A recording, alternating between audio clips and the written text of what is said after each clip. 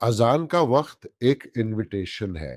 हय्या अल सलाह, हय्या अल सलाह, हय्या अल फलाह, हय्या अल फलाह। आओ नमाज की तरफ आओ, आओ कामयाबी की तरफ।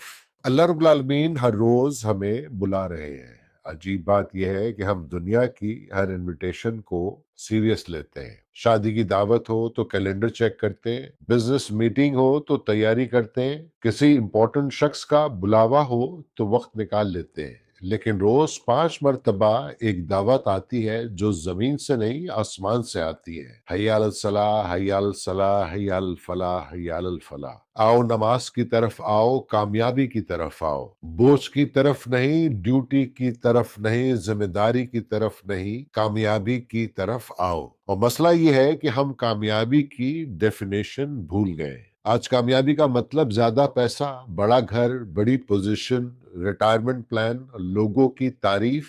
लेकिन कुरान कामयाबी को एक और एंगल से दिखाता है। अल्लाह रब्बुल आलमीन फरमाते हैं, फमन ज़ुज़िहा अनिन नारी व उदखिलल जन्नता फ़क़द फ़ाज़। जो आग से बचा लिया गया और जन्नत में दाखिल कर दिया गया वही कामयाब हुआ।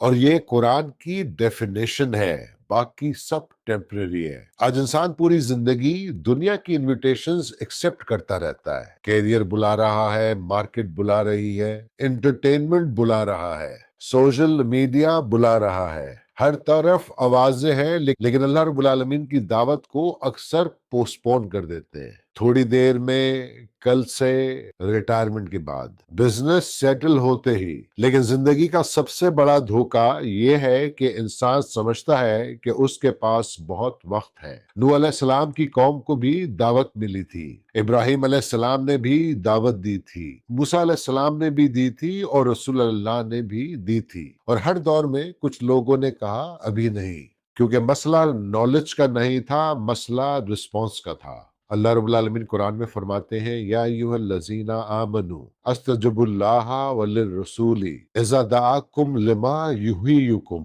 ए ईमान वालों, अल्लाह और रसूल के बुलावे को कबूल करो जब वो तुम्हें उस चीज की तरफ बुलाए जो तुम्हें जिंदा कर दे।